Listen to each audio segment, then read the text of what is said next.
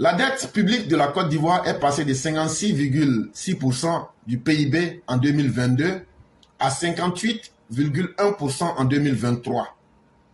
Et là, ce que nous vous disons, c'est très clair. Si on se base aujourd'hui, en 2022, la dette publique de la Côte d'Ivoire était de 56,6% du PIB. Ça, c'était en 2022.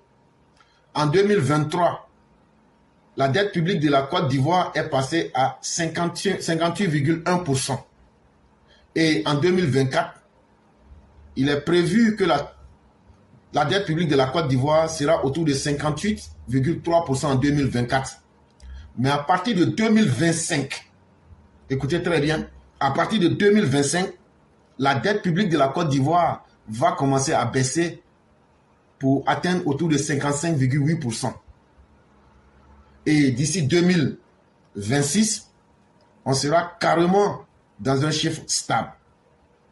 Et ça, parce que la réduction du déficit budgétaire et la forte croissance nominale du PIB, écrit l'agence américaine. Ce que je vous dis, ce ne sont pas parce que je suis un scientifique. Non, non, non. C'est ce qui est écrit par des experts que je suis en train de réinterpréter à ma façon pour expliquer. Et ici donc, à partir de 2026, pour voir début 2025, vous allez voir que la dette publique de la Côte d'Ivoire va commencer à baisser par rapport au PIB. Le PIB augmente, mais notre dette publique baisse. Et c'est c'est l'agence de notation américaine Fitch qui le dit, parce que les déficits budgétaires, le gouvernement travaille là-dessus pour les réduire, mais aussi la forte croissance économique du pays, la forte croissance de notre PIB. J'ai déjà expliqué le PIB, c'est pourquoi je ne perds pas le temps là-dessus. Et donc, Fitch nous dit que ce sont les deux éléments qui vont permettre de non seulement réduire la dette publique de la Côte d'Ivoire à partir de 2025-2026, mais en même temps que la dette publique, on va la diminuer, mais on augmente aussi en même temps, dans le même temps, notre PIB. Et ça, c'est une force. Abidjan reste en dessous de 70% du PIB en termes de dette. Mais à 3, 5, 7,5%, le ratio de la dette recette publique reste un point faible de sa notation, alors que le niveau médian de ce ratio est de 1,89% pour les pays pairs comparables.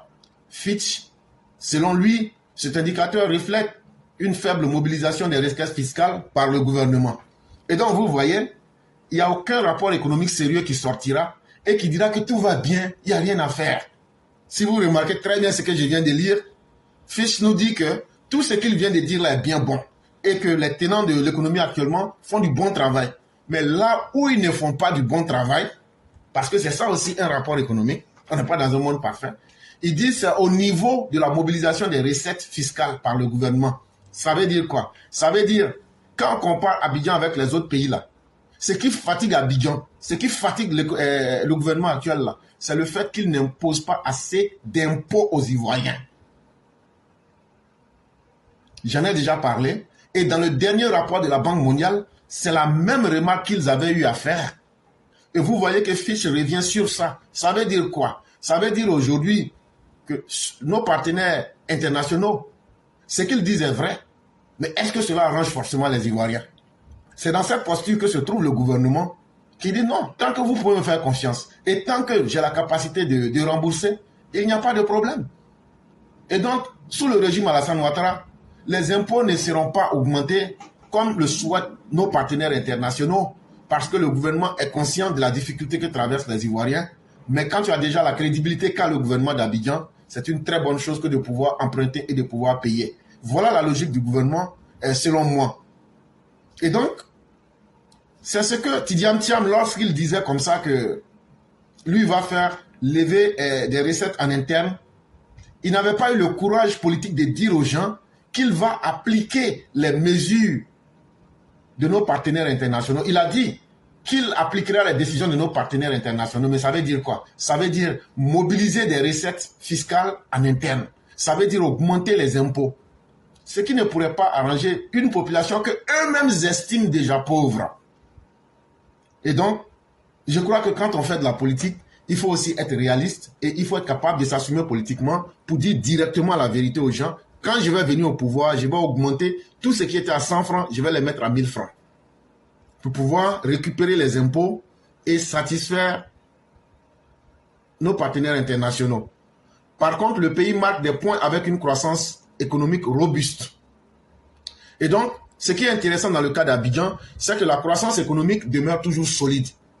Entre 2024 et 2025, on sera autour de 6,5% en termes de croissance économique, stimulé par une augmentation de la production du pétrole brut du champ baleine, une production minière en hausse, de forts investissements privés dans le secteur extractif et un investissement public toujours important. Et qu'est-ce qui fait que notre économie va toujours continuer à être une économie croissante, mais robuste, très forte? C'est parce que d'abord, grâce aux découvertes de pétrole du champ baleine, on a augmenté la quantité de pétrole qu'on enlève chaque jour pour vendre. Donc ça fait plus d'argent qui rentre. Ce n'est pas la seule chose. On a découvert des quantités d'or et des produits comme les productions minières, l'or et autres. Ça encore, ça a augmenté. Mais ce qui est encore plus intéressant, de forts investissements privés dans le secteur extractif. On a aussi fait appel à plusieurs instituts et plusieurs agences pour venir faire de l'extraction privée dans le pays. Ça aide. Et la quatrième réalité qui fait que la croissance est toujours forte en Côte d'Ivoire, les investissements publics toujours importants. C'est de cela que je parle. Les investissements publics, la route en fait partie, les écoles en font partie, les universités en font partie, et tout ce que vous pouvez imaginer, comme l'électricité, comme tout ce que vous pouvez imaginer, ça en fait partie. Une fois que le gouvernement investit dans ces domaines-là, les gens sont obligés d'être dans le circuit économique et l'argent donc travaille. Et quand l'argent travaille, ça ne peut que rendre l'économie plus forte. Par ailleurs, le déficit budgétaire pour la première économie de l'UEMOA devrait baisser progressivement de 4,5% en 2024 à 3,5% en 2025, venant de 6,8% en 2022, comme le projette l'agence américaine de notation. Et donc, lorsqu'on parle de cela, ça peut gêner certains, mais il faut un homme qui s'y connaît en économie, un homme qui sait et qui a une vision pour pouvoir en arriver à ces résultats-là.